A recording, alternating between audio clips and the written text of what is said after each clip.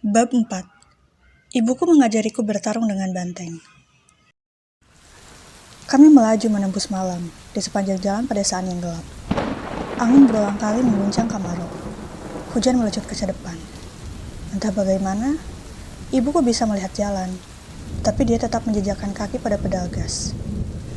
Setiap kali ada sambaran petir, kulirik Grover yang duduk di sebelahku di bangku belakang dan bertanya-tanya apakah aku sudah gila atau dia mengenakan semacam celana karpet berbulu. Tetapi tidak. Baunya mirip bau yang kuingat dari karya wisata TK ke kebun binatang Lanolim. Seperti dari Wall, bau hewan ternak yang basah. Aku hanya terpikir untuk berkata, "Jadi, kau dan ibuku sudah kenal?" Mata Grover melirik ke kaca spion tengah. Meskipun di belakang kami tak ada mobil. "Enggak juga sih," katanya. "Maksudku, kami belum pernah bertemu langsung, tapi dia tahu aku mengawasimu." "Mengawasiku? Menjagamu, memastikan kau tak apa-apa." Tapi aku tak cuma berpura-pura menjadi temanmu loh," tambahnya buru-buru. "Aku benar-benar temanmu." Kau ini sebenarnya apa?" "Itu nggak penting sekarang." "Nggak penting?" Dari pinggang ke bawah, sahabatku ternyata keledai. Grover tahu-tahu bersuara yang tajam dan serak. Aku pernah mendengar dia berbunyi begitu. Tetapi dulu aku selalu menganggap itu cuma tawa gugup. Sekarang aku menyadari bahwa hal itu cuma lebih berupa lebih kesal. "Kambing!" serunya. "Apa?" "Aku ini kambing dari pinggang ke bawah. Tadi katamu itu nggak penting." "Banyak satir yang akan menginjak-injakmu kalau dihina seperti itu tahu." Tunggu. Satir. Maksudmu seperti mitos Pak Brunner? Apa nenek-nenek di kios buah itu mitos Persi? Apa Buduc itu mitos? Jadi kau mengaku Buduc itu pernah ada? Tentu saja. Jadi kenapa semakin sedikit yang kau tahu, semakin sedikit juga monster yang akan tertarik padamu, kata Grover, seolah-olah semestinya itu gamblang. Kami menyampirkan kabut pada mata manusia. Tadinya, kami berharap bahwa kau menganggap makhluk baik itu cuma halusinasi, tapi sia-sia. Kau mulai menyadari siapa dirimu. Siapa diri? Tunggu, apa maksudmu? Suara seruan aneh itu terdengar lagi, dari suatu tempat di belakang kami, lebih dekat daripada sebelumnya. Apapun yang mengejar kami, masih terus menguntit. "Persi," kata ibuku, "terlalu banyak yang harus dijelaskan dan waktunya tidak cukup. Kita harus membawamu ke tempat yang aman." "Aman dari siapa? Siapa yang mengejarku?" "Bukan orang penting kok," kata Grover yang jelas masih sebal soal komentar keledai itu. "Cuma penguasa maut dan beberapa kaki tangannya yang paling haus darah." "Grover! Maaf Bu Jackson, bisa lebih cepat enggak?" Aku berusaha memahami apa yang sedang terjadi, tetapi tak mampu. Aku tahu ini bukan mimpi. Aku orang yang tak punya imajinasi. Aku tak mungkin bisa menghayalkan kejadian aneh seperti ini. Ibuku membelok tajam ke kiri. Kami menikung ke jalan yang lebih sempit, melaju melewati rumah-rumah peternakan yang gelap, dan bukit-bukit berhutan, dan plang petik sendiri stroberi pada pagar-pagar putih. "Kita mau kemana?" tanyaku. "Perkemahan musim panas yang ibu ceritakan tadi." Suara ibuku tegang. Dia berusaha agar tidak takut demi aku.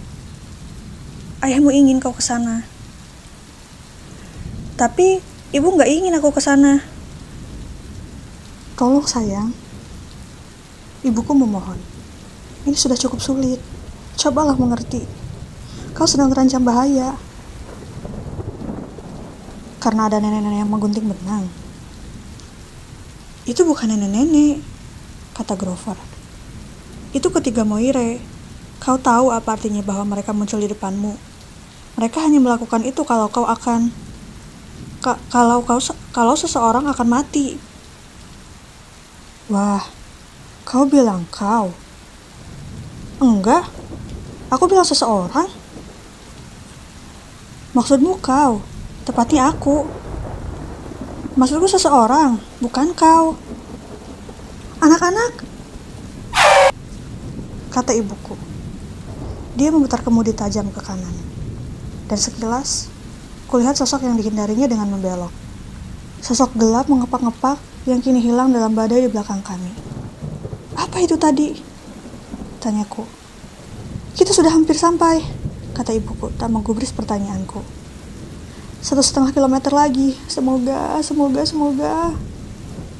Aku tak tahu kami sudah hampir sampai kemana, tapi aku memajukan tubuh di mobil, menunggu, ingin cepat-cepat tiba.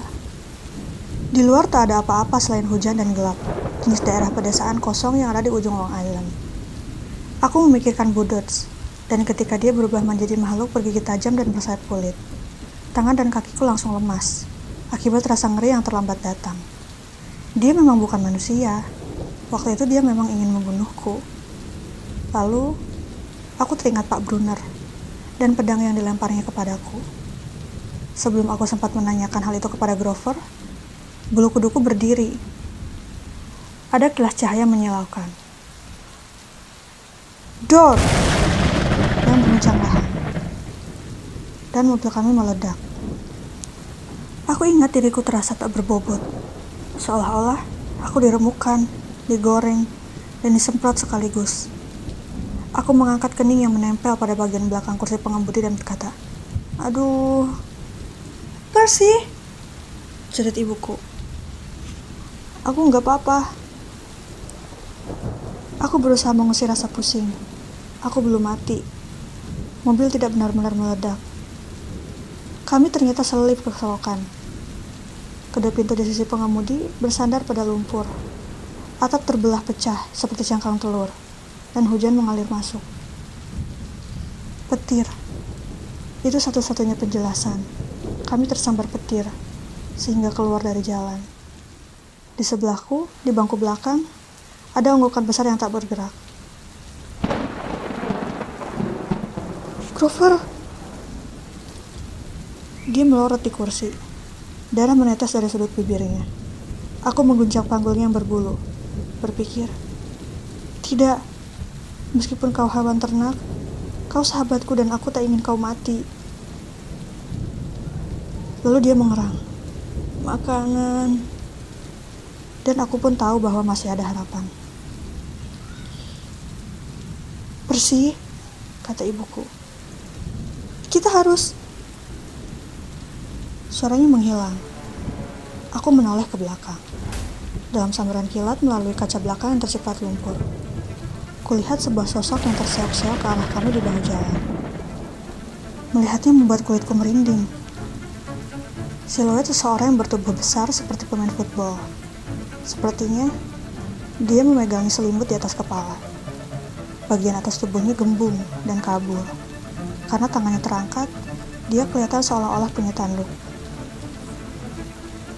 Aku menelan ludah keras-keras. Siapa? Percy, kata ibuku benar-benar serius. Keluar dari mobil. Ibuku menghantamkan tubuhnya pada pintu pengemudi. Pintu itu tertutup karena tertahan lumpur. Aku mencoba pintuku. Terjepit juga. Aku menatap lubang di atap dengan putus asa. Lubang itu bisa saja menjadi jalan keluar, tetapi tepinya mendesis dan berasap. Keluar dari sisi penumpang, perintah ibuku. Kau harus lari, Percy. Lihat pohon besar itu. Apa? Sambaran kilat lagi, dan melalui lubang berasap di atap, kulihat pohon yang dimaksudnya. Pohon pinus raksasa ala pohon Natal Gedung Putih di puncak bukit terdekat. Itu garis batas wilayah perkemahan, kata ibuku. Lewati bukit itu, nanti terlihat rumah pertanian besar di lembah. Lari dan jangan menengok ke belakang. Teriak minta tolong. Jangan berhenti sampai tiba di pintu. Ibu harus ikut. Wajahnya pucat, matanya sesedih saat dia memandang samudra. Enggak, teriakku. Ibu harus ikut aku. Bantu aku menggotong Grover. Makanan. Erang Grover, sedikit lebih lantang. Lelaki yang kepalanya berselimut itu semakin mendekati kami, bersuara-suara mendengus dan menggeram. Sementara dia mendekat, kusadari dia tak mungkin sedang memanggangi selimut di atas kepala, karena tangannya yang gemuk dan besar itu berayun di samping tubuhnya. Itu bukan selimut. Itu berarti benda besar berbulu yang terlalu besar untuk menjadi kepalanya itu memang kepalanya, dan ujung yang mirip tanduk itu. Dia tidak mengincar kami, kata ibuku. Dia mengincarmu. Lagi pula, ibu tidak bisa melintasi batas wilayah itu. Tapi, kita tidak ada waktu, Percy. Pergilah. Ibu mohon. Lalu aku marah. Marah pada ibuku, marah pada Grover si kambing, pada makhluk yang bertanduk yang terseok-seok ke arah kami, perlahan-lahan dan lambat-lambat seperti seekor banteng. Aku memanjat melewati Grover dan mendorong pintu itu keluar ke arah hujan. Kita ke sana sama-sama. Ayo, Bu. Sudah ibu bilang. Bu, aku gak mau meninggalkan ibu. Bantu aku mengangkut Grover. Aku tak menunggu jawaban.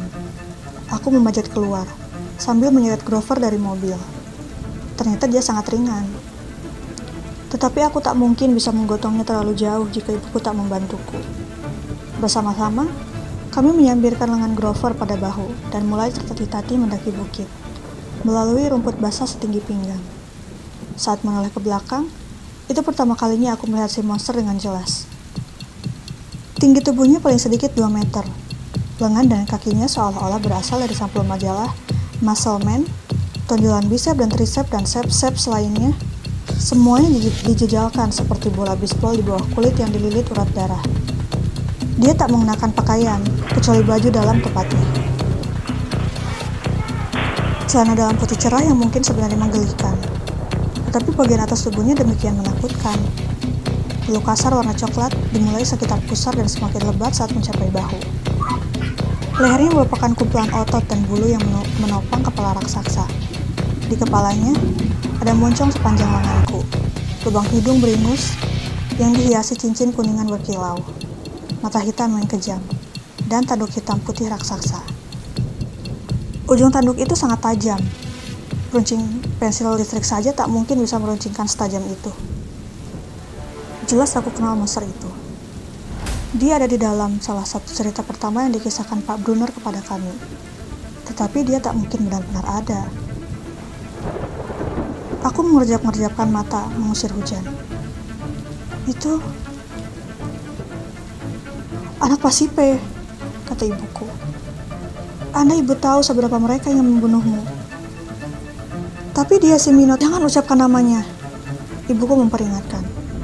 Nama memiliki kekuatan. Pohon pinus masih terlalu jauh, paling sedikit 100 meter menaiki bukit. Aku menoleh lagi ke belakang. Manusia banteng itu membungkuk di atas mobil kami, melihat ke dalam jendela, atau persisnya bukan melihat. Lebih seperti mengendus, menyeruduk. Aku tak tahu kenapa dia repot-repot melakukannya, karena kami hanya berjarak 15 meter darinya. Makanan? Erang Grover. Shh, kataku kepadanya. Bu, dia sedang apa? Apa dia nggak ngelihat kita? Pandangan dan pendengarannya buruk, kata ibuku. Dia mengandalkan bau, tapi sebentar lagi dia akan tahu di mana kita berada. Seolah diberi aba-aba, si manusia banteng berteriak murka. Dia mencengkram atap kamar milik Gabe yang sudah robek itu. Kerangkanya berderak dan mengerang. Dia mengangkat mobil itu ke atas kepala dan membantingnya ke jalan. Mobil itu terbanting ke atas aspal basah dan meluncur dalam hujan bunga api di sekitar 80 meter sebelum berhenti. Tangki gasnya meledak. Tidak segores pun. Ku ingat pesan Gabe. Ups. Percy, kata ibuku. Saat dia melihat kita, dia akan menyeruduk. Tunggu sampai detik terakhir, lalu lompat, menghindar tepat ke samping. Dia tak terlalu mampu mengubah arah begitu dia menyeruduk. Kau mengerti? Dari mana ibu tahu semua ini? Ibu sudah lama mencemaskan terjadinya serangan seperti ini. Semestinya ibu sudah menduga ini. Ibu egois, mempertahankanmu dekat-dekat ibu. Mempertahankanku dekat-dekat. Tapi terdengar lagi teriakan amarah. Dan manusia banteng itu mulai berlari menaiki bukit. Dia telah mengendus kami. Pohon pinus itu tinggal beberapa meter lagi. Tetapi bukit itu semakin terjal dan licin. Dan Grover tetap saja berat. Manusia banteng itu semakin dekat. Beberapa detik lagi dia akan mencapai kami. Ibuku pasti sudah lelah. Tetapi dia tetap mengangkut Grover. Ayo Percy, berpencar. Ingat kata ibu. Aku tak ingin berpisah. Tetapi aku mendapat firasat dia benar. Ini satu-satunya kesempatan kami. Aku berlari cepat ke kiri, berbalik, dan melihat makhluk itu berlari ke arahku. Mata hitamnya berbinar benci. Baunya seperti daging busuk. Dia menundukkan kepala dan menyeruduk. Tanduk setajam silet itu diarahkan tepat ke dadaku. Rasa takut di perutku membuatku ingin kabur. Tetapi itu tak ada gunanya. Aku tak akan bisa berlari lebih cepat daripada makhluk ini. Jadi aku bertahan. Dan pada saat terakhir, aku melompat ke samping. Manusia banteng itu melesat. Lewat seperti kereta api barang. Lalu berteriak frustasi dan berbalik. Tetapi kali ini tidak ke arahku. Tetapi ke arah ibuku. Yang sedang meletakkan Grover di rumput. Kami telah mencapai puncak bukit. Di sisi seberang, kulihat sebuah lembah. Persis seperti yang dikatakan ibuku. Lampu-lampu rumah pertanian bersinar kuning menembus hujan. Tetapi itu masih 800 meter lagi. Kami tak mungkin bisa mencapainya. Si manusia banteng mendengus, mengais-ngais tanah. Dia terus memandang ibuku, yang sekarang mundur perlahan-lahan menuruni bukit.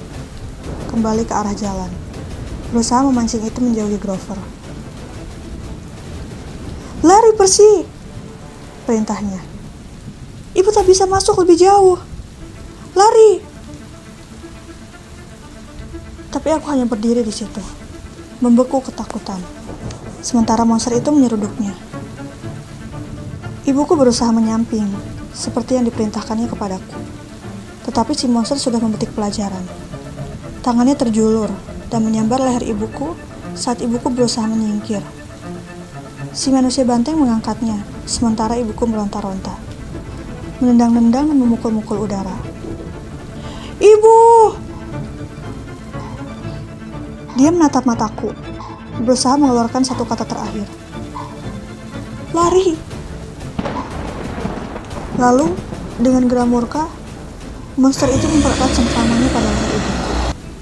Dan ibuku melarut di depan mataku, meleleh ke dalam cahaya. Sebuah bentuk keemasan yang berpendar. Seolah-olah dia proyeksi hologram.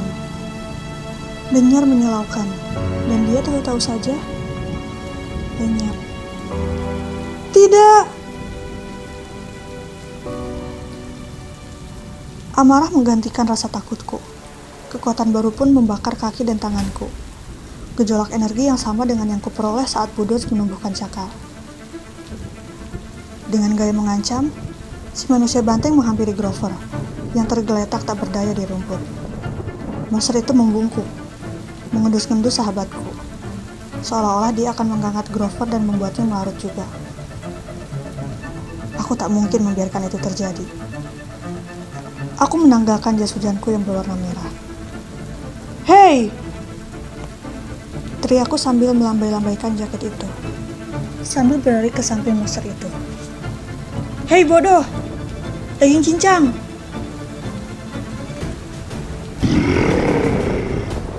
Monster itu berputar ke arahku, mengayun-ayunkan kepalanya yang gemuk. Aku mendapat ide-ide tolol, tetapi lebih baik daripada tak ada ide sama sekali. Aku memunggungi pohon pinus besar itu, dan melambaikan jaket merahku di depan si manusia banteng. Berniat melompat menyingkir pada detik-detik terakhir. Tetapi kejadiannya tidak seperti itu. Si manusia banteng menyeruduk terlalu cepat. Tangannya terulur untuk menyambarku. Kemanapun aku mencoba mengelak. Waktu melambat. Kakiku menegang. Aku tak bisa melompat ke samping. Jadi aku meloncat ke atas, menolakkan tubuh dengan menendang kepala makhluk itu. Memanfaatkannya sebagai papan loncat. Berputar di tengah udara dan mendarat di lehernya. Bagaimana aku bisa melakukan itu?